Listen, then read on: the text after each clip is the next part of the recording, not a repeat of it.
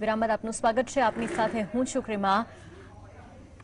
બોલિવૂડના દિગ્ગજ સિંગર સ્વર કોકિલ ભારત રત્ન લતા મંગેશકરનું નિધન થયું છે. જાણે સંગીત જગતે તેમના સરસ્વતી ગુમાવ્યા હોય તે પ્રકારનો જ શોક જોવા મળી રહ્યો છે. તેમનું જીવન કોઈ પ્રેરણાથી ઓછું નથી અને તેમના જીવનમાંથી આજે પણ તમામ સંગીત જગતના લોકો પ્રેરણા લેતા આવ્યા છે. લતા મંગેશકર કોરોના સામેની લડાઈ હારી ગયા અને તેમનું નિધન થયું છે અને દુનિયાને તેઓ અલવિદા કરી ગયા. તેમણે નિમોનિયા અને કોરોના સામે લડાઈ આપી અને તેઓ છેલ્લી ઘડી સુધી ઝઝૂમતા રહ્યા હતા. મુંબઈની બ્રિજ કેન્ડી હોસ્પિટલમાં તેમણે સારવાર લીધી હતી અને ડોક્ટર્સની ટીમ પણ તેમના ઉપર સતત દેખરેખ રાખતી હતી, પરંતુ તેમનું નિધન થયું છે. અને આ જ વિશે આજે આપણે ચર્ચા કરીશું. સંગીત જગતની વાત કરીશું, લતા મંગેશકરના જીવન વિશે ચર્ચા કરીશું. અનેક સિદ્ધિઓ તેમણે હાંસલ કરી છે અને તેમના જીવન ઉપરથી આજે પણ ઘણા બધા નવા સિંગર્સ છે, ગાયકો છે, મ્યુઝિક ઇન્ડસ્ટ્રીઝના ઘણા લોકો છે કે જેઓ આજે પણ તેમના જીવનમાંથી પ્રેરણા લઈ રહ્યા છે. સાહિત્યકાર તુષાર શુક્લા આપણી સાથે જોડાઈ ચૂક્યા છે. તુષારભાઈ, આપનું સ્વાગત છે.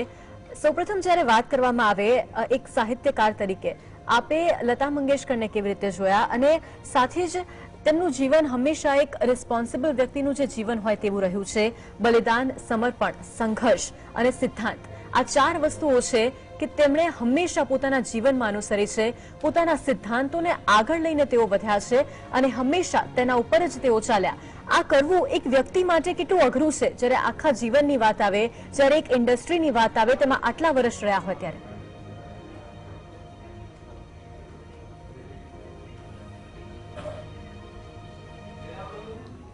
કોઈ એક વિચાર, કોઈ એક માન્યતા, કોઈ એક સિદ્ધાંત, એની સાથે જીવવું, સમાધાન ન કરવું, એ કોઈને માટે મુશ્કેલ છે. તો કલાકારને માટે તો એટલા માટે મુશ્કેલ થાય કે એની તો રોજીરોટી એ આ ક્ષેત્ર હોય અને એમાં તો આ ક્ષેત્રમાં સ્વાભાવિક રીતે બધું તમારા હાથમાં નથી હોતું, બધું તમારી પસંદગી પ્રમાણે ન થઈ શકે. આરંભના સંઘર્ષના દિવસોમાં તમારે કેટલાક એવા સમાધાનો કદાચ તમને ન ગમ્યા હોય એવા કરવાય પડ્યા હોય, પણ પછી જે તબક્કાવાર એમનો વિકાસ છે એ જોતા તમને લાગે કે સાચા અર્થમાં આ ભારત રત્ન એવો જે સર્વોચ્ચ ઇલકાબ એમને આપ્યો, તેની સાથે જોડાયેલી જે જવાબદારી છે એ એમણે બરોબર નિભાવી. ભાઈએ સાચું કીધું, એમણે બહુ એવા ગીતો ઓછા ગાયા કે જે થોડાક આપણને છીછરા ગીતોમાં જેમને મૂકી શકીએ એ, અને એ પસંદગી કરી શક્યા. લતા મંગેશકર બિંગ લતા મંગેશકર એ ના પાડી શક્યા અને એમણે પોતાની રુચિનું ગાયું. એમણે એ બાબતમાં સમાધાન ઓછું કરવું પડ્યું, એ ઉત્તમ વાત છે.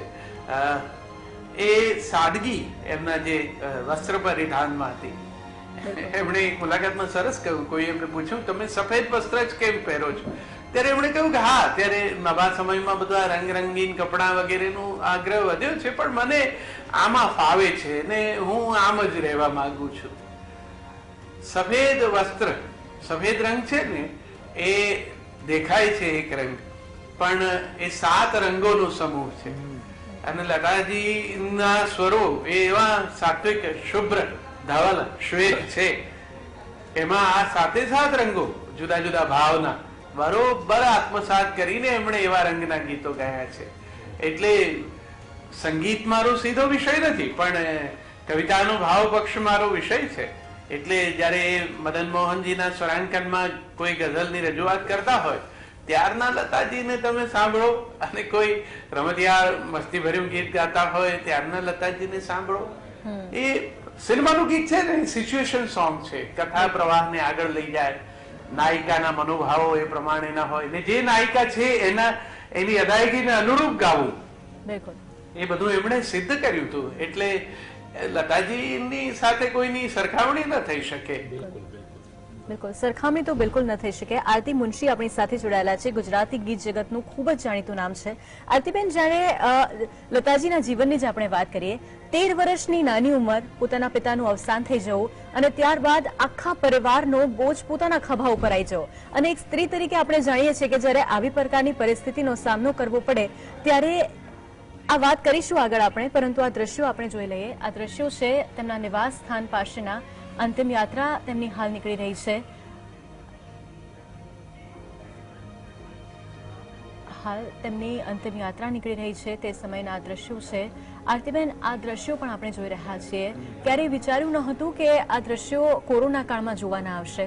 હંમેશા આપણે વિચાર્યું હતું કે તેઓની તબિયત સારી થઈ જશે, તેઓ ફરી એકવાર આપણી સમક્ષ આવશે અને ફરી એકવાર તેમને આપણે જોઈ શકીશું લાઈવ, કે કોઈ એવોર્ડ અચીવ કરતા જોઈ શકીશું. આટલી બધી સિદ્ધિઓ છે તેમની. આ દ્રશ્યો એમ લાગે કે જાણે હૃદયને આપણા તોડી નાખનારા આ દ્રશ્યો. આ દ્રશ્ય ક્યારે આપણને જોવાની ઈચ્છા જ નહોતી.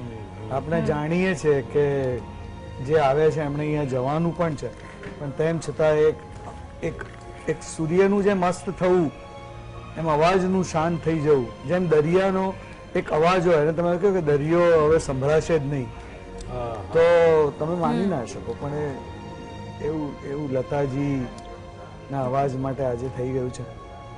બિલકુલ.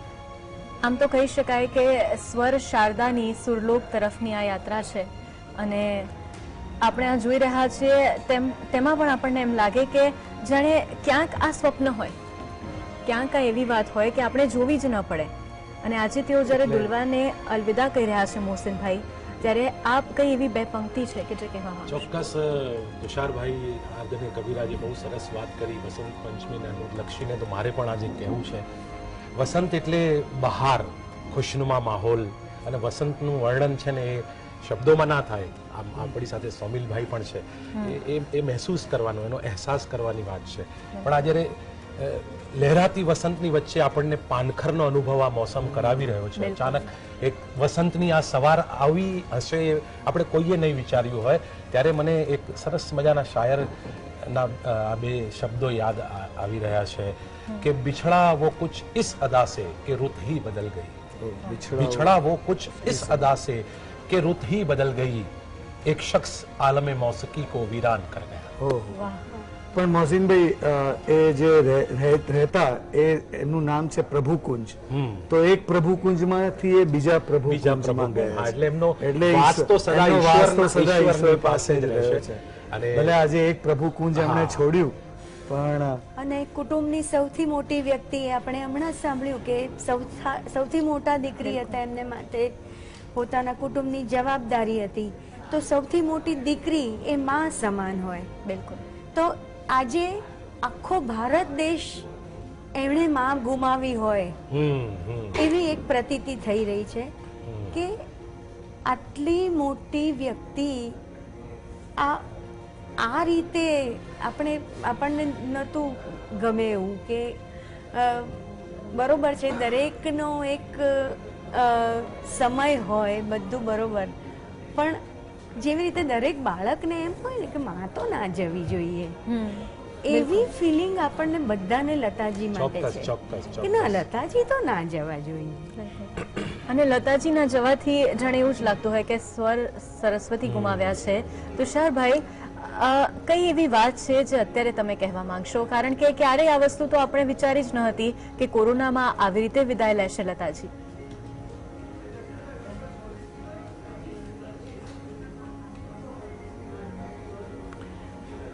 આપણે હવે જે મહામારી છે એને કઈ દોષ દેવાનો અર્થ નથી. એ છે એનો એક સ્વીકાર કર્યો છે ને એને ઘણા આવા પ્રિયજનોને છીનવી પણ લીધા. પણ વસંતમાં પાનખર ચોક્કસ આવી એવો ભાવ તો થાય, પણ મારા જેવા કવિ નહીં તો પાછું એમ પણ મનમાં એમ થાય કે વસંત વિલાઈ નથી, વિસ્તરી ગઈ છે, હવે એ બધે જ ફેલાઈ ગઈ. એટલે જ્યારે જે કોઈ પણ આ દેશમાં કે ક્યાંય સુર સા લગાવશે ને, એટલે લતાજી એની આજુબાજુ અત્યારે પરમ તત્વની સભામાં તો એવું વાતાવરણ હશે કે કેવા કેવા હમણાં તો આપણી વચ્ચેથી દિગ્ગજો ચાલ્યા ગયા છે, બધા ત્યાં ભેગા થયા હશે, એ બધાએ લતાજીને જોઈને કેવું મનમાં અનુભવતા હશે. કેવા કેવા મોટા સંગીતકારો એવું કહ્યું છે કે આ એવા કલાકાર છે કે આમ 3-3.5 મિનિટના ગીતમાં આમ કમસૂર થતા પણ નથી, એવું પાકું ગાતા લતાજી. Yes, yes. તો એવી વ્યક્તિ જાય, એની પીડા તો હોય, પણ વસંત વિલાઈ નથી, વિસ્તરી છે અને એ હંમેશા રહેશે. હું કહું છું ને, આ દેશની એક પણ સવાર લતાજીના સ્વર વગર નહીં ઉગે, એ વિશે શ્રદ્ધા રાખો. બિલકુલ. આપણે હમણાં સિદ્ધાંતોની વાત કરી અને આ સિદ્ધાંતોથી જ મને યાદ આવ્યું કે રાજ કપૂર સાથે તેમને એકવાર નોકઝોક થઈ ગઈ હતી. મેં ક્યાં કરું રામ મુझे બુદ્ધા મિલ ગયા. આ ગીત જ્યારે ગાવાનું હતું ત્યારે તેઓ ખૂબ જ રૂઠી ગયા હતા અને રાજ કપૂરે પણ તેમને મનાવવા પડ્યા હતા. એટલે એ જે સિદ્ધાંતો સાથે તેઓ વળગી રહ્યા અને જે શરૂઆત તેમણે કરી અને ત્યારબાદ તેઓ ક્યારેય ન અટક્યા. આરતીબેન, આ વાત કેટલી અલગ માની શકાય ને કે તમે ક્યારેય જીવનમાં લગ્ન કરવાનો વિચાર જ ન કર્યો. અમુક વખત જવાબદારીઓ એવી હોય છે કે તમને તમારા કાર્ય સિવાય બીજું કશું સૂઝે જ નહીં. એવું પણ જીવનમાં બનતું હોય છે કે તમારું કાર્ય જ તમારું સંપૂર્ણપણે ફોકસ જ એના પર હોય. અને લતાજી તો સંગીતને વરેલા જ હતા, બિલકુલ. એટલે એમાં કોઈ બીજું કોઈ કારણ નહોતું. ઉપરાંત કુટુંબની જવાબદારી, નાના બધા જ ભાઈ બહેનોને એમણે થાળે પાડવાના હતા. નાના બીજા 4 ભાઈ બહેન, એ બધાને મોટા કરવાના, કારણ કે પોતે જ 13 વર્ષના હતા જ્યારે એમના પિતાજીનું અવસાન થયું. એ બધા નાના નાના ભાઈ બહેનોને મોટા કરવાના, કુટુંબની સૌથી મોટી દીકરી. અને આપણી પાસે લતાજીના ઇતિહાસની અમુક પુસ્તકો પણ છે, આપણે જાણીએ છીએ. પણ એ વસ્તુ ખરેખર એમણે જ્યારે જીવી હશે એ કાળ, આજથી લગભગ 92 વર્ષ પહેલાનો કાળ, એટલે 90 વર્ષ પહેલા, આપણે જો વધારે પેલું કરીએ તો 80 વર્ષ પહેલા, એ વખતનું ભારત અને આજનું ભારત અને લોકોની એની માનસિકતા, એમાં ઘણો ફેર છે. આપણે તો છેલ્લા 10 વર્ષમાં જ જોઈએ છે કે ગ્લોબલાઇઝેશન પછી બધામાં જ માનસિકતામાં ફેરફાર આવ્યો છે. ઇવન આ કોરોના કાળમાં પણ આપણે બધા જે રીતે કમ્પ્યુટરનો એનો ઉપયોગ કરતા થઈ ગયા છે, બધાની માનસિકતામાં ફેર પડી ગયો છે. તો આજથી 80 વર્ષ પહેલા કોઈ એક બાળકી હોય, એને માટે આટલી મોટી જવાબદારી હોય અને એની પાસે સાધન એક સંગીત છે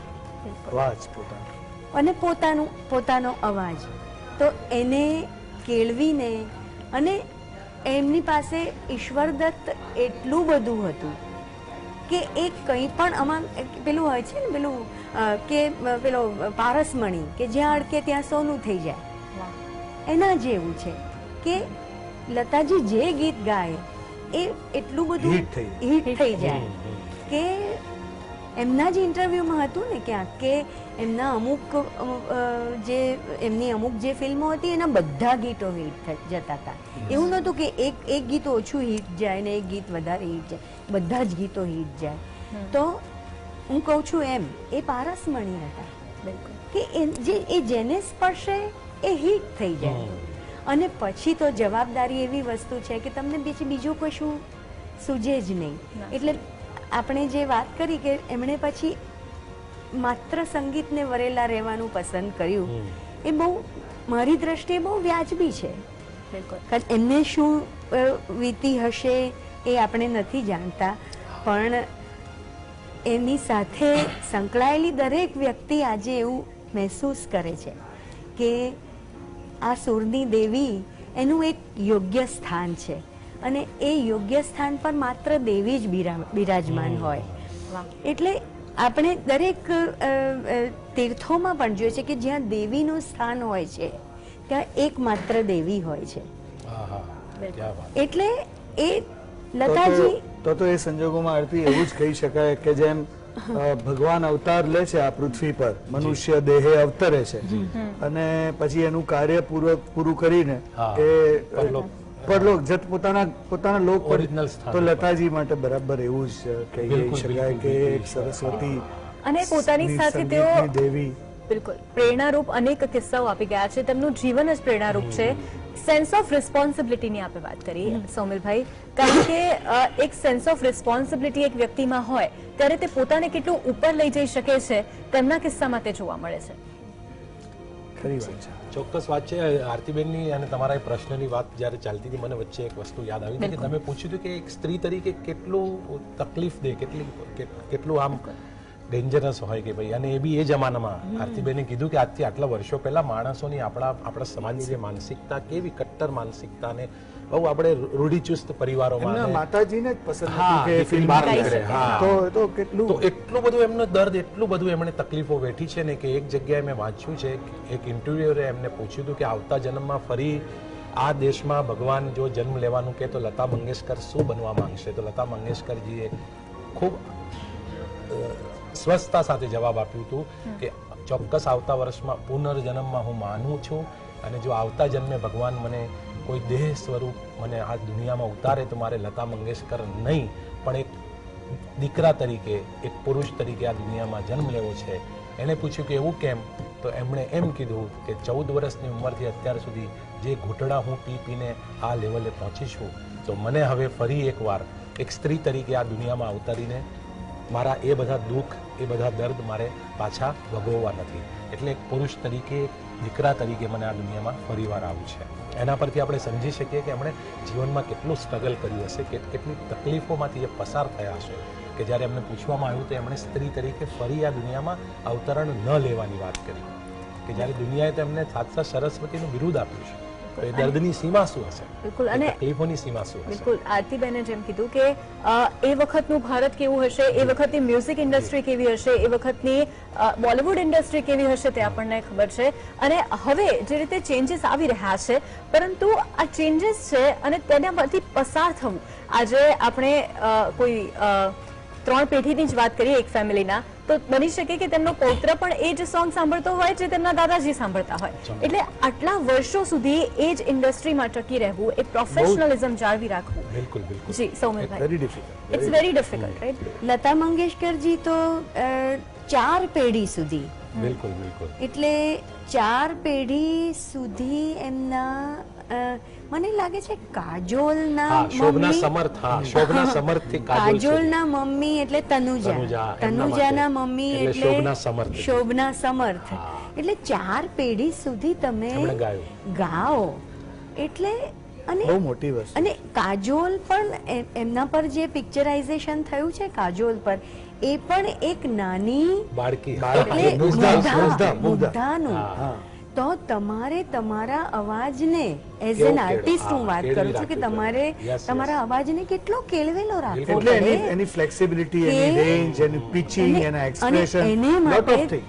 એને માટે તમારે રિયાઝ, હા, બિલકુલ. તમારો રિયાઝ કેવો રહેવો જોઈએ. 70 વર્ષની અને ઉંમરે રિયાઝ તમારે તમે જો બિલકુલ. 70 વર્ષની ઉંમરે હા, એક 21 વર્ષ. મુગ્ધાનું હા. ગીત ગાઈ શકતા હો તો એના જેટલું ઉત્તમ તમારું સામર્થ્ય બીજું શું હોઈ બિલકુલ. શકે. આપણે ફિલ્મની વાત કરીએ છીએ, ફિલ્મ સંગીતની, પણ લતાજીએ મીરાના ભજનો જે ગાયા છે, જી. ચાલાવાહી દેશ કરીને આલ્બમ છે, અને ગીતાના શ્લોકો. ગીતાના શ્લોકોનું રેકોર્ડિંગ કર્યું છે, તો એટલી પવિત્રતા. પણ એમણે ક્યાંક એમની એમાં લખેલું છે પુસ્તકમાં કે એને માટે હું નિયમિત રીતે મેં અમુક મારા જીવનને એ રીતે મેં ઢાળી. ફ્લો હું એમાં લઈ આવી હતી કે હું સમાજની અમુક ને એવી માનસિકતાથી દૂર રહેતી હતી, ક્વાયટ રહેતી હતી, થોડુંક મારો મારો પ્રવાસ ચાલુ હતો, અને મારી આંતરિક ખોજ દ્વારા હું પહેલા શાંત થઈ હતી ને પછી મેં રેકોર્ડ કર્યું. અને આપણા ઘણા જાણીતા કલાકારો પણ એ આજે એક્સેપ્ટ કરે છે અને એ રદિયો પણ આપે છે આ બાબતને કે અમે લતાજીની ગીતા સાંભળીને કે લતાજીના ભજનો સાંભળીને અમે આ બધું શીખ્યા છીએ. તો એ હા, એ તો ઇન્સ્ટિટ્યુશન તો હતા જ. એ ઇન્સ્ટિટ્યુશન હશે. દરેક ન્યૂકમર માટે એ એક ઇન્સ્ટિટ્યુશન સમાન હતા કે લતાજીના ગીતો સાંભળીને આવે કે લતાજી જે પીચ ઉપર ગાય છે તે પીચને તેઓ ફોલો કરી શકે, તેઓ દરેકને એક એમ્બિશન રહેતું કે લતાજી જેવા હું થવું. બીજી એક નમ્રતાની અથવા એમની એક વાત કરું કે દિલીપ ધોળકિયા આપણા જાણીતા સંગીતકાર જે તારી આંખનો અફીણ જેમણે ગાયું અને કેટલા બધા ગીતો ગુજરાતી, લતાજીએ જેમનું એક રચકણ સુરત થવાને શમણે, ના ના નહીં આવું મેળે નહીં આવું રૂપલે મઢી, આ બધા ગીતો દિલીપ કાકાના ગાયા. સમીલભાઈ, લતાજી ગુજરાતીમાં પણ યોગદાન અદ્ભુત આપ્યું. પુરુષોત્તમભાઈનું પહેલું ગાયન હવે સખી નહીં બોલું એમણે ગાયું. પણ દિલીપ કાકાને એક ફંક્શનમાં 5મી કે 6ઠ્ઠી રોમાં એમણે બેઠેલા જોયેલા. એ જ કાર્યક્રમમાં લતાજી ચીફ ગેસ્ટ તરીકે હતા. એ સ્ટેજ ઉપર ગયા, ભાઈદાસમાં કાર્યક્રમ હતો અને સ્ટેજ ઉપરથી એમણે દિલીપ કાકાને 5મી કે 6ઠ્ઠી રોમાં બેઠેલા જોયા. તો એ રોકાઈ ગયા અને દિલીપભાઈને કહ્યું કે દિલીપભાઈ આપ મેરી ચેર પે આ જાइए. હવે તમે વિચાર કરો કે એ નમ્રતા જાળવવી એ સ્ટેજ ઉપર પહોંચીને એમણે કહ્યું તો એમણે કહ્યું કે ના, તમારું સ્થાન ત્યાં છે. અને આ વાત પબ્લિકલી તમારે લોકોને કહેવું. આટલી મોટી ઓડિયન્સની વચ્ચે એ બી સભાગૃહની અંદર એ ખૂબ જ મોટી વાત છે અને હમ્બલનેસ જાળવવી તે પણ ખૂબ મોટી વાત છે. તુષારભાઈ, આજની પેઢી છે તેણે કેવી રીતે શીખ લેવી જોઈએ? કારણ કે જ્યારે પણ વાત આવે છે સક્સેસની અને સક્સેસ હેન્ડલ કરવાની અને ત્યારબાદ હમ્બલ રહેવાની, લતાજીના જીવન ઉપરથી આજની પેઢીને શું તે વિશે સંદેશ મળી શકે?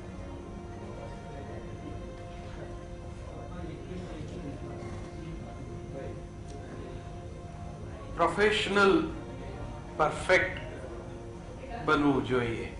લતાજી તો લતાજી છે, એવી વાત એમની સાથે કોઈ એવું બની શકે કે, પણ એક આદર્શ તરીકે એમને સામે રાખી.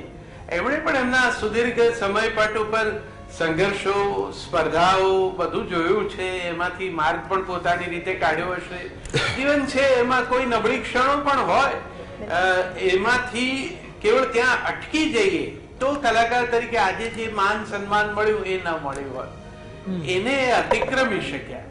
અને આ સુરની દેવી તરીકે એમની જે છબી ઊભી થઈ, નવી પેઢીએ એ શીખવાનું છે કે કોઈ પણ ભાષાનું ગીત હોય, કોઈ પણ ભાવ પ્રગટ કરતું ગીત હોય અને કોઈ પણ પેઢીના નાયિકાના કંઠે રજૂ થવાનું હોય, એ બધું પહેલા સમજી આત્મસાત કરી અને મંચ ઉપરથી જો તમે રજૂ કરો કે ધ્વનિ મુદ્રણમાં જો તમે એ રીતે ગાઓ તો એ ચોક્કસ એક સરસ અસર ઊભી કરે.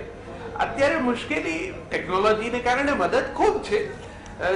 હવે તો થોડું કમ સુર થઈએ તો પણ સુરમાં ગોઠવી લઈ શકાય છે, એ પણ શક્યતાઓ વધી ગઈ, એટલે એમ મુશ્કેલી પડે એવું નથી.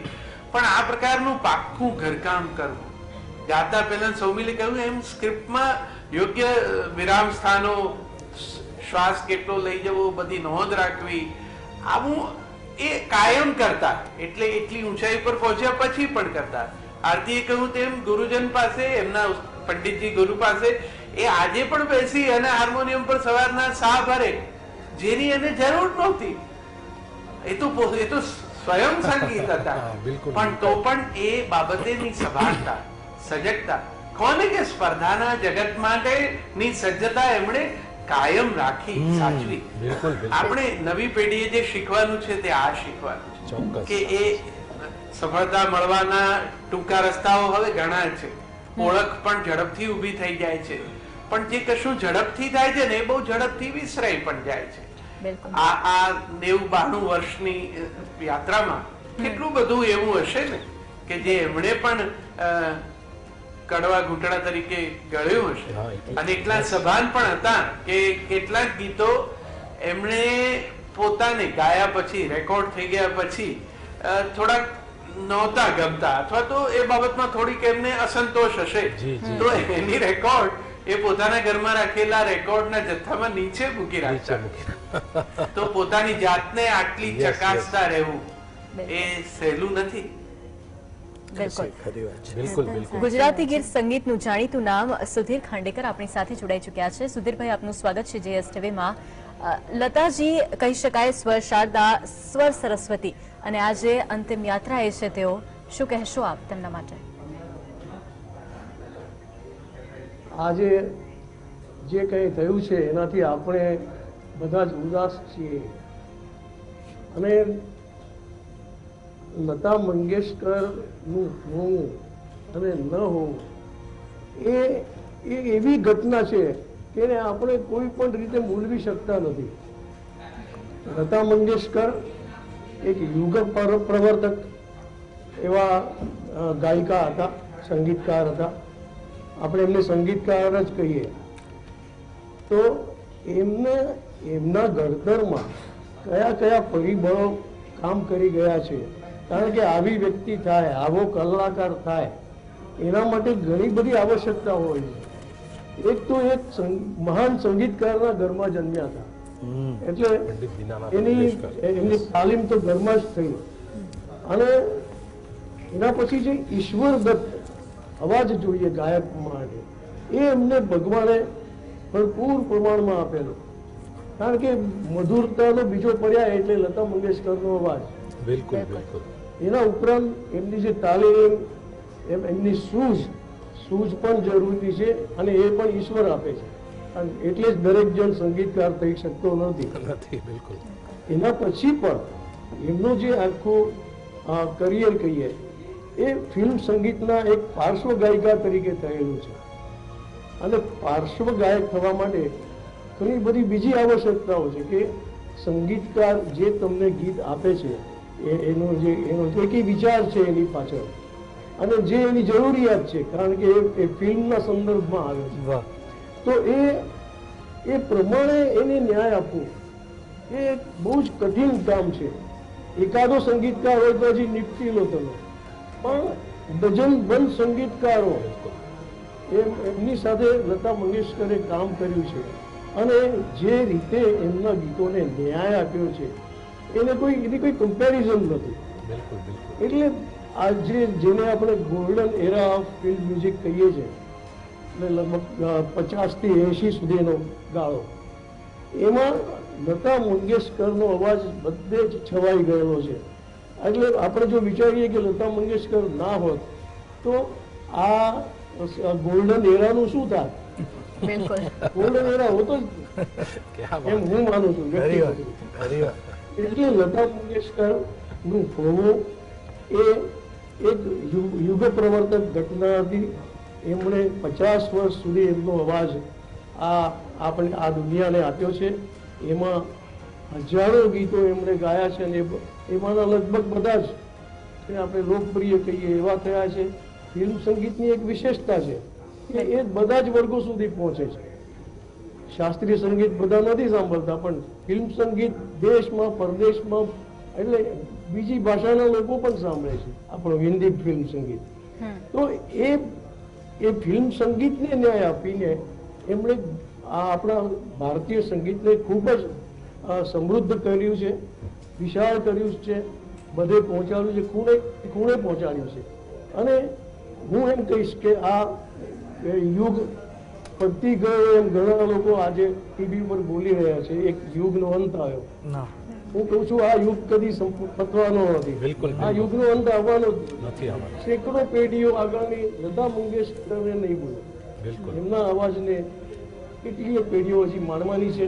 એમના અવાજમાંથી પ્રેરણા લેશે, એમાંથી શીખશે, અને પોતાનું પ્રદાન પણ એમની આંગળી પકડીને એ કરી શકશે એમ હું માનું છું. બિલકુલ બિલકુલ બિલકુલ. અને તેઓ આગળ વધ્યા તેની પાછળ આ તમામ પરિબળોને આધારભૂત ગણી શકાય. પછી સેન્સ ઓફ રિસ્પોન્સિબિલિટી હોય, સંઘર્ષ હોય.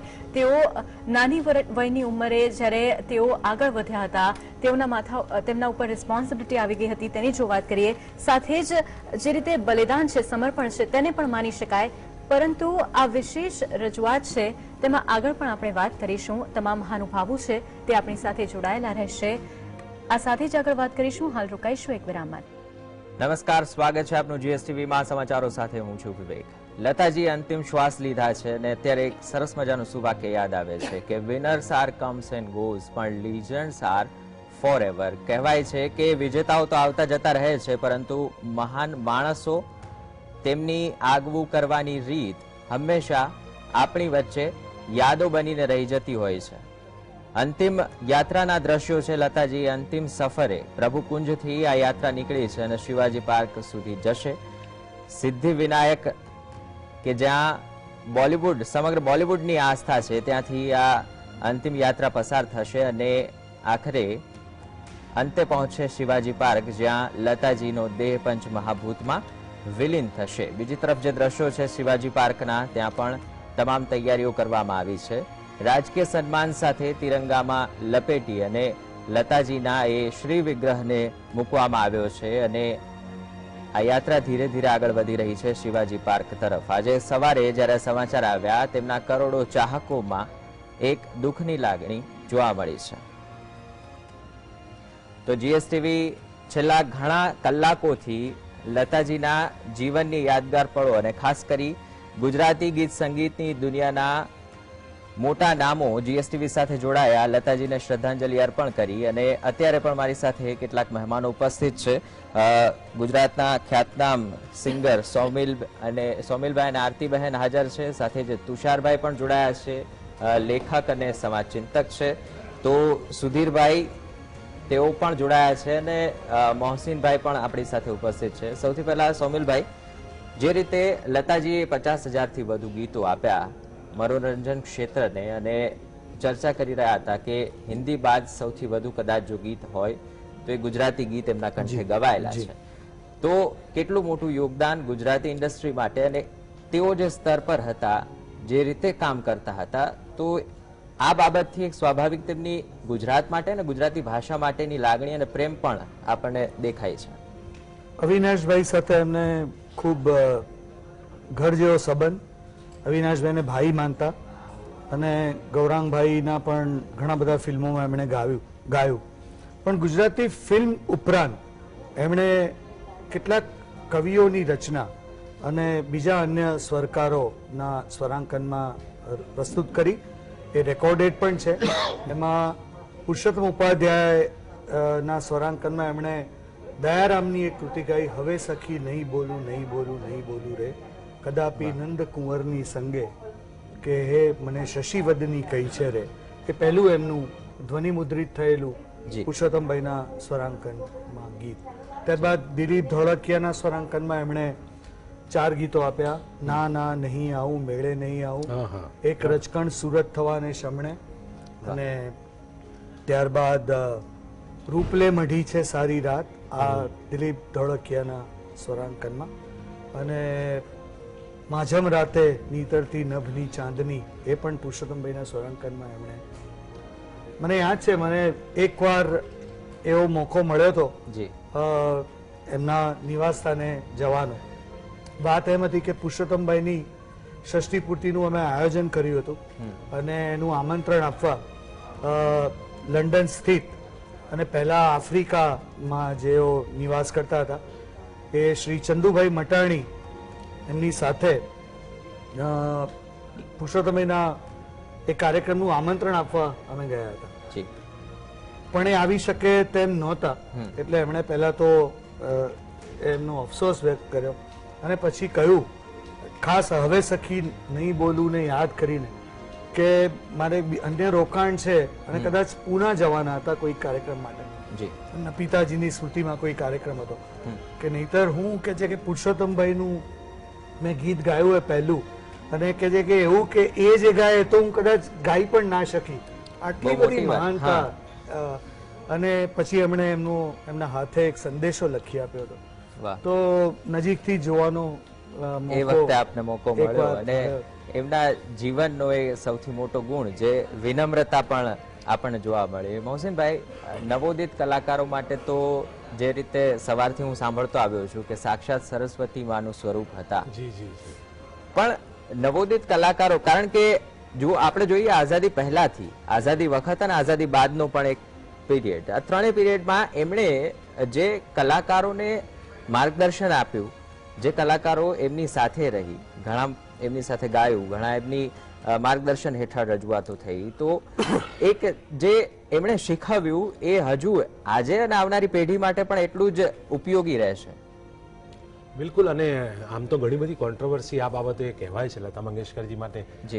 ઘણા બધા લોકો એવું કહે છે, ક્યાંક લખનારાઓએ લખ્યું પણ છે કે ભાઈ એમણે એક હતું શાસન કરવા માટે ઘણા બધા ટ્રિક્સ અપનાવ્યા, અને એમની સગી નાની બહેનને પણ એ ઘણીવાર આગળ નતા આવવા દેતા, અને બીજી એમની સહગા. પણ એવું બિલકુલ હું નથી માનતો કે એવું કંઈક હોય, કારણ કે એક અદ્ભુત વ્યક્તિ, એક એવો વ્યક્તિત્વ કે જે ખરેખર સાધનાને વરેલો હોય, અને ઈશ્વર, જેમ આટલા બધા દિગ્ગજોએ કીધું કે ઈશ્વર ખૂબ નજીક હતો, એવો વ્યક્તિ મને નથી લાગતું કે કોઈ આવા કાવા દાવા કરીને પોતાનું સ્થાન બનાવી રાખવા કે ટકાવી રાખવા માટે કંઈક કરતું હોય. પણ મને તો યાદ છે કે કમલ બારોટજી જેવી એક બિલકુલ નવતર ગાયિકા કે જે મીઠીબાઈ કોલેજમાં લતા મંગેશકરજી એઝ એ જજ બેઠા હતા અને એક ટેલેન્ટ કાર્યક્રમની અંદર એણે એક ગીત રજૂ કર્યું અને લતાજીને એ ગીત એ કમલ બારોટજીનું એટલું બધું ગમી ગયું કે એમણે તરત આવીને બીજા કે ત્રીજા દિવસે એક રેકોર્ડિંગની વાત ચાલતી હતી લક્ષ્મીકાંતભાઈ પ્યારેલાલની સાથે અને એમણે કીધું કે એક નવો ખનકતો થોડો અલગ ટાઈપનો અવાજ જોઈએ લતાજી જે તમારી સાથે સેટ થાય, તમારા જેવો નથી જોઈતો અમને. એટલે લતાજીને ક્યાંક ને ક્યાંક તરત કમલ બારોટ યાદ આવી એટલે લતાજીએ કીધું કે ભાઈ આ એક નામની દીકરી છે અને એને મેં સાંભળી છે અને બહુ, તો તમે બિલીવ નહીં કરો એ તાત્કાલિક એ જમાનામાં મોબાઈલ કે આ બધું કંઈ હતું નહીં, દોડાવવામાં આવ્યા લોકોને બીજા દિવસે મીઠીબાઈ કોલેજ કમલ બારોટને ગોતવામાં આવે. એ પોતે બાઈ જે કમલબેન છે એ પોતે આમ અચંબિત થઈ ગયા કે માય ગોડ આ શું થઈ રહ્યું છે.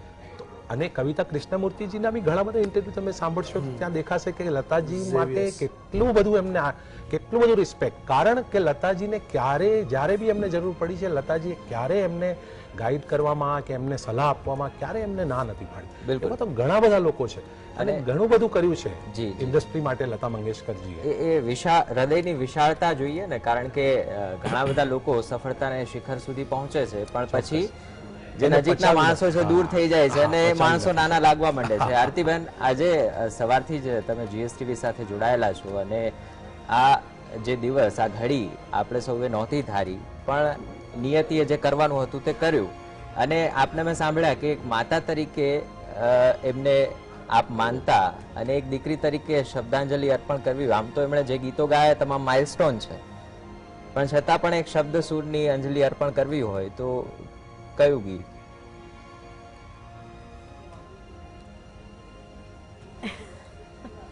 અઘરું છે જી, મારે માટે જરાક અઘરું છે જી.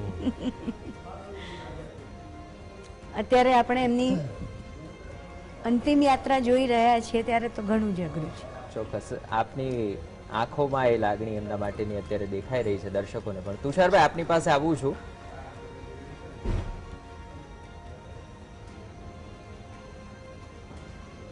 તો હાલ અંતિમ યાત્રાના દ્રશ્યો પણ જીએસટીવીના દર્શકોની સમક્ષ, જ્યાં પ્રધાનમંત્રી નરેન્દ્ર મોદી પણ શ્રદ્ધાંજલિ આપવા માટે આવશે અને જે પ્રતિભાઓ છે જીએસટીવીના મંચના માધ્યમથી આપની સમક્ષ અત્યારે હાજર છે તેઓ પણ કંઈક આ જ ભાવ વ્યક્ત કરી રહ્યા છે. આજે સવારથી અલગ અલગ માધ્યમોથી આપણે જે જોતા આવ્યા, રાષ્ટ્રપતિ હોય, પ્રધાનમંત્રી હોય કે કોઈ છેવાડાના ગામડાનો સામાન્ય માણસ, તમામ માટે એક આ જ લાગણી છે કારણ કે એમના ગીતો થકી લોકોની સવાર પડી છે અને રાત્રે મીઠી ઊંઘ પણ લોકોને આવી છે. આ દિવસ દરમિયાન સતત તેમનો સંગાત કોઈને કોઈ પ્રત્યક્ષ કે પરોક્ષ રીતે મળતો રહ્યો છે. તુષારભાઈ, જુઓ, લતાજીને આપણે એક વ્યક્તિ નહીં પણ એક લિજેન્ડરી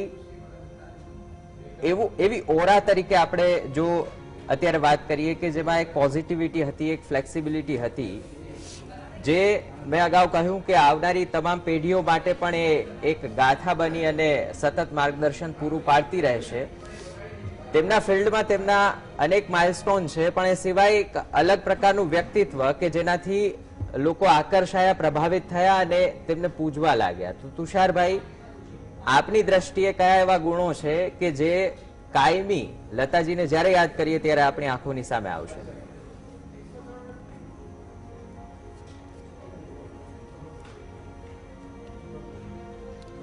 ગાયિકા લતા મંગેશકર, એમને યાદ કરવા હોય ત્યારે સ્વાભાવિક રીતે એમનો જે સૂરનો લગાવ છે, ભાવ પક્ષની રજૂઆત કરવાની એમની જે ક્ષમતા છે, એક સંપૂર્ણ ગાયન, એક ગીત એની તમામ વિશેષતાઓ સાથે એવી રીતે રજૂ થાય કે સાંભળ્યા પછી તમને એમ લાગે કે આ ગીત અન્ય કોઈ રીતે ગાવું શક્ય નથી.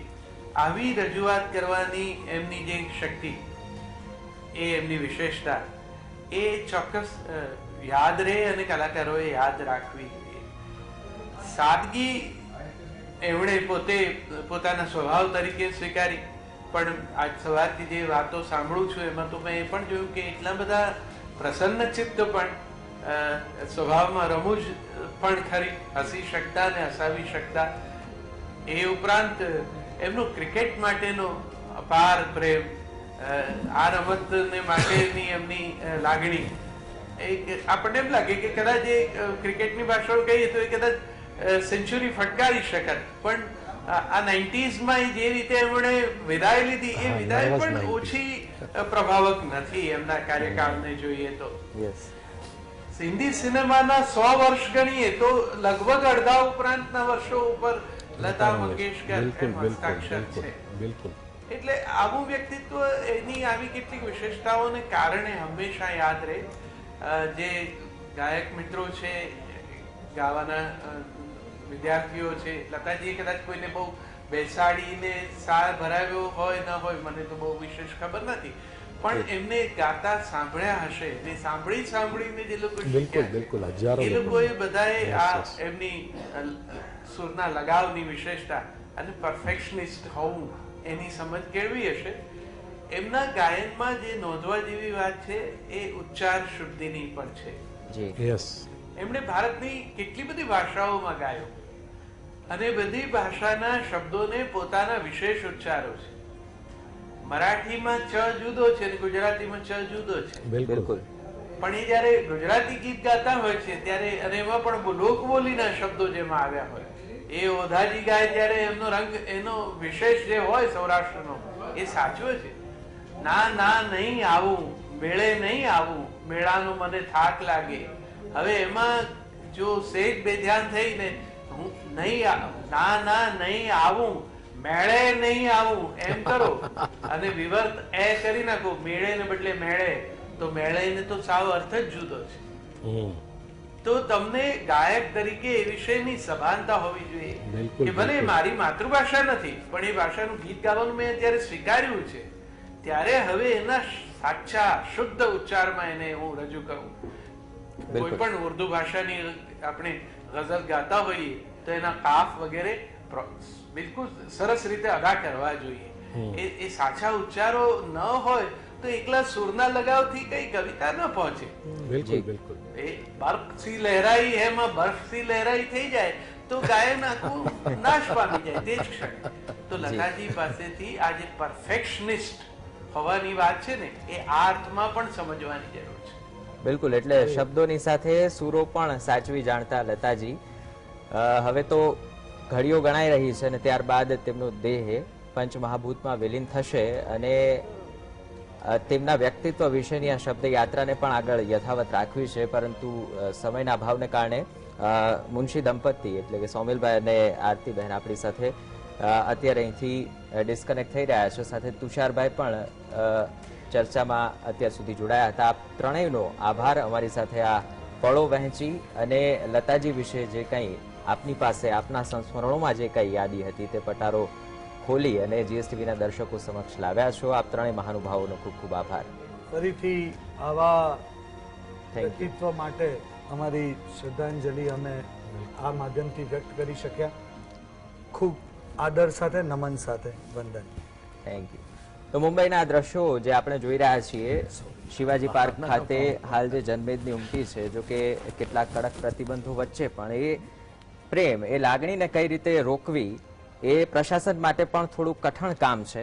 બીજી તરફ સુરક્ષાનો ચાપતો બંદોબસ્ત છે, કારણ કે ટોચના એ તમામ લોકો પણ અંતિમ દર્શન માટે આવી રહ્યા છે અને શાસ્ત્રોક્ત વિધિ પ્રમાણે અહીં અંતિમ ક્રિયા થશે, અંતિમ સંસ્કાર થશે.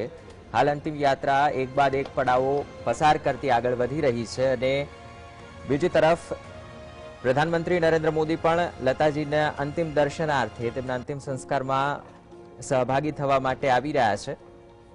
ચાહકોએ ચોધાર આંસુએ તેમને શ્રદ્ધાંજલિ આપી છે અને હજુ પણ છેલ્લા ઘણા કલાકોથી જ્યારથી આ સમાચાર મળ્યા છે ત્યારથી એ અશ્રુ પ્રવાહ સતત વહી જ રહ્યો છે. બીજી તરફ જીએસટીવી ના માધ્યમથી પણ ગુજરાતી સંગીત જગતના એ દિગ્ગજોનો શબ્દ પ્રવાહ પણ વહી રહ્યો છે, જે લતાજીના વ્યક્તિત્વને એમણે કઈ રીતે નિરખ્યું, એમણે કઈ રીતે જોયું અને સમજ્યું, એમણે કઈ રીતે પોતાના જીવનમાં ઉતાર્યું, એ તમામ બાબતો આપણી સાથે વહેંચી રહ્યા છે. જ્યારથી આ સમાચાર આવ્યા, અલગ અલગ મહાનુભાવોએ શબ્દો થકી, લાગણીઓ થકી શ્રદ્ધાંજલિ અર્પણ કરી અને જીએસટીવી પણ સતત લતાજીના એ દીર્ઘકાળ તેમના જન્મથી લઈ અને અંતિમ શ્વાસ સુધી તેમણે કલા મનોરંજન જગત માટે જે કર્યું તેને અલગ અલગ સ્વરૂપે આપની સમક્ષ મૂકી રહ્યું છે. મુંબઈના રાજમાર્ગો છે કે જ્યાં સ્વૈચ્છિક રીતે હજારો લોકો લતાજીની અંતિમ યાત્રામાં જોડાઈ રહ્યા છે, જેમાં આપ જોઈ શકો છો કે યુવાનો છે, વડીલો છે, કારણ કે તમામ પેઢી સુધી લતાજી પહોંચ્યા, તેમનો સ્વર પહોંચ્યો. અગાઉ જે રીતે મેં કહ્યું કે ઘણી સવારો તેમના ભજનથી પડી છે અને જીવનના દરેક પડાવોમાં અલગ અલગ સમયે અલગ અલગ તબક્કામાં જોશ પૂરે એ પ્રકારના તેમના ગીતો, કારણ કે 4 પેઢીને પ્રેમનો અર્થ, પ્રણયનો અર્થ, વિરહનો અર્થ, આ તમામ અર્થ સમજવા માટે જે ગીતની જરૂર હતી, જે સ્વરની જરૂર હતી, તે સ્વર લતાજીએ પૂરો પાડ્યો છે. અને એટલે જ આજે તેઓના અંતિમ સંસ્કાર પહેલા અંતિમ યાત્રામાં સામેલ થવા માટે મુંબઈના રાજમાર્ગો પર જોવા મળી રહી છે આ ભીડ. તો ગુજરાતના પણ અલગ અલગ વિસ્તારોમાંથી લોકો શ્રદ્ધાંજલિ આપી રહ્યા છે.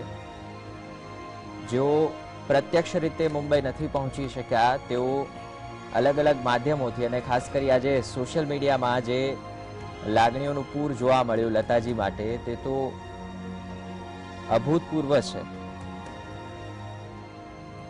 મોહસિનભાઈ, જે દ્રશ્યો અત્યારે આપણે જોઈ રહ્યા છીએ, હવે તો કદાચ તેમના ગીતો અને તેમના ફોટોગ્રાફ એ યાદી સ્વરૂપે સચવાશે આપણી વચ્ચે.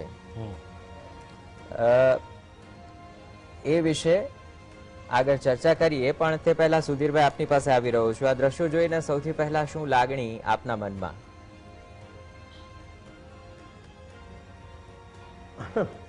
હવે આમાં લાગણી તો એક જ હોય ને કે આપણે ઘણું બધું ગુમાવ્યું છે, ઘણું બધું ગુમાવી દીધું.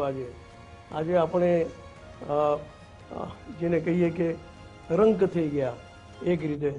પણ હું એમ પણ માનું છું કે લતા મંગેશકરનો અવાજ જ્યાં સુધી આપણે સાંભળી શકીશું ત્યાં સુધી આપણે એની ગાયનની સમૃદ્ધિમાં આપણે ખરેખર એનો આનંદ માણી શકીશું. અને આ અવાજ આપણી પાસે સદા રહેવાનો જ છે. લતા મંગેશકરની બાબતમાં એક ખાસ તો કહેવું પડે કે એમની જે શાસ્ત્રીય સંગીતની તાલીમ હતી એના લીધે એમણે જે મદન મોહન જેવા સંગીતકારોની ગઝલોને ન્યાય આપ્યો છે.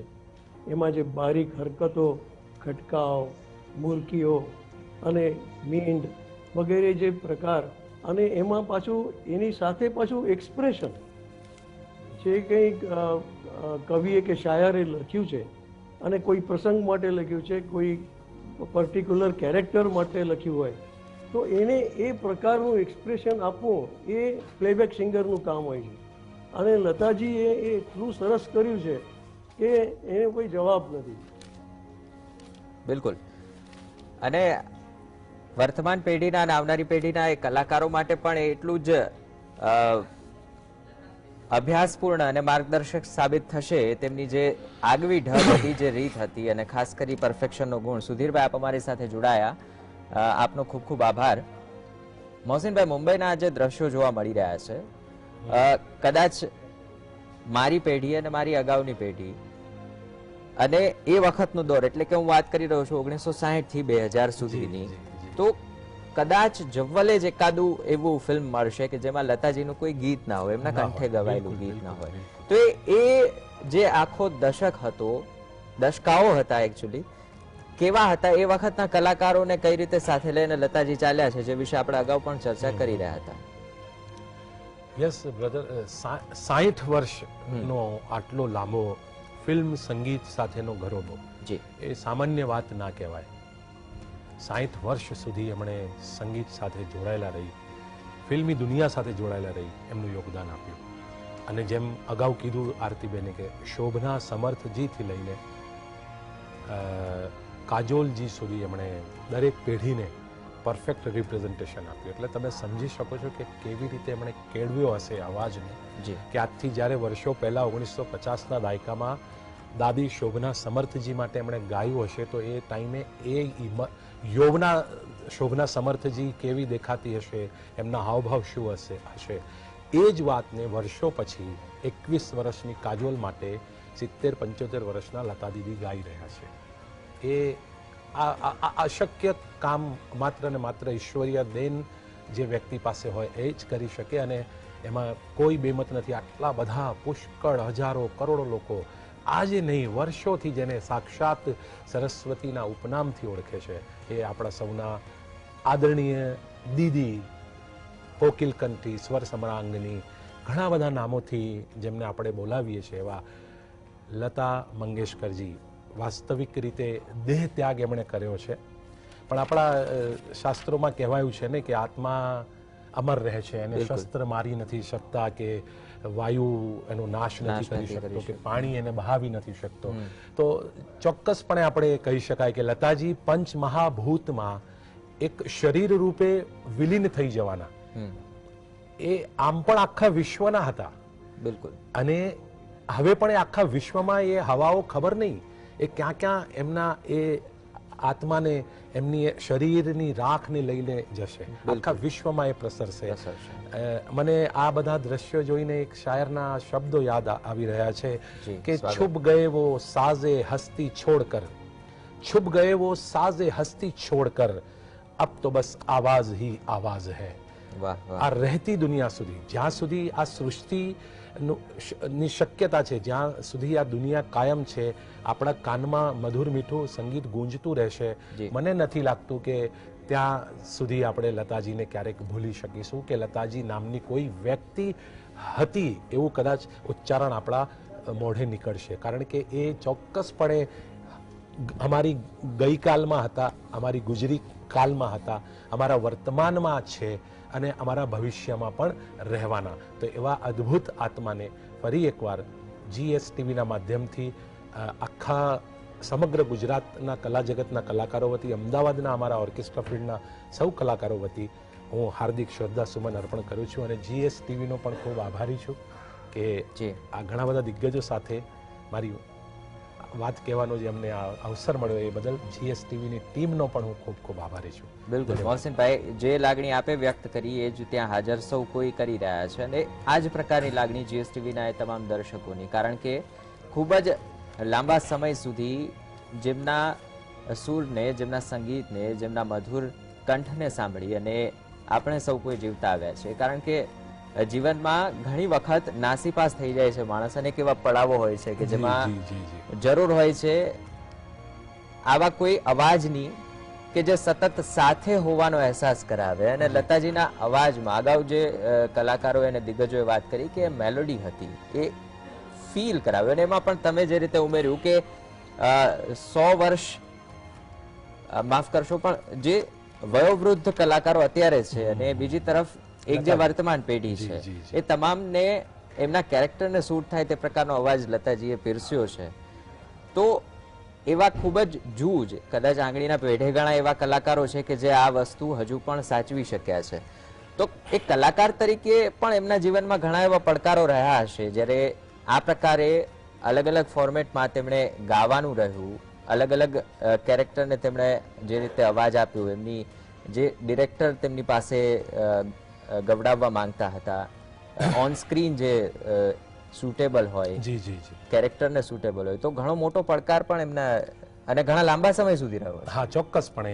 પણ જેમ આપણા અગાઉ બધા જે પેનલિસ્ટ દિગ્ગજો હતા એમણે મિત્રોએ સરસ વાત કરી, અમારા આદરણીય રિસ્પેક્ટેડ વડીલોએ, કે ભાઈ એ સમર્પિત વ્યક્તિત્વ હતા. એટલે એમને હું લતા મંગેશકર છું એવું ક્યારે એમણે જીવનમાં ફીલ નથી કર્યું પોતે પણ, અને બીજાને પણ નથી થવા દીધું.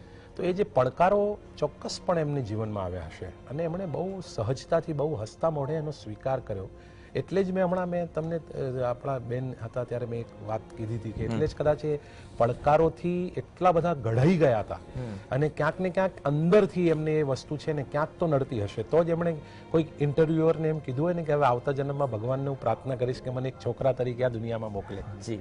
તો સ્ત્રી તરીકે એમણે ખૂબ ખૂબ પીડા, ખૂબ દર્દ, ખૂબ તકલીફો વેઠી છે.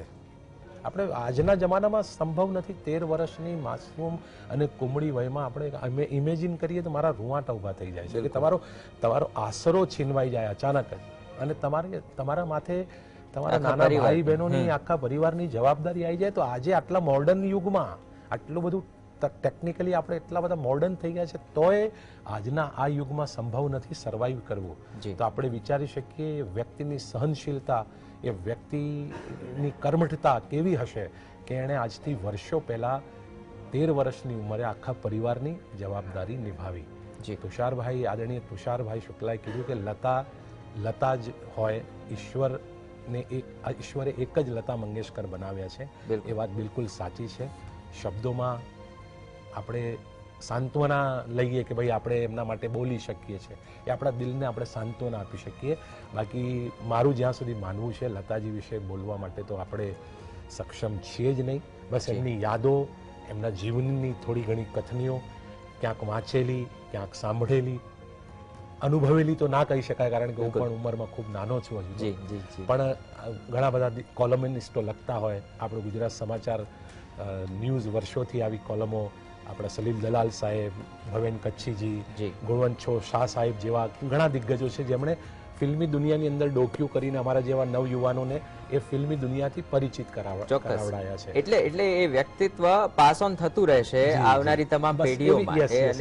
એટલે જ લતાજીએ ખુદ ઇન્ટરવ્યુમાં કહ્યું હતું કે ભગવાને કદાચ કોઈ ખાસ તત્વ મૂકી અને બનાવી છે ને એટલે જ કદાચ લતા મંગેશકર એક છે. લતાજીને જીએસટીવી સતત શ્રદ્ધાંજલિ આપી રહ્યું છે અને આપણી સાથે દિગ્ગજ મહેમાનો પણ જોડાઈ રહ્યા છે. આગળ તેમની અંત્યેષ્ટિ વિધિ થશે તેની પણ પળે પળની અપડેટ અને દ્રશ્યો આપના સુધી પહોંચાડીશું. તે પહેલા રોકાઈએ છીએ એક નાનકડા વિરામ માટે.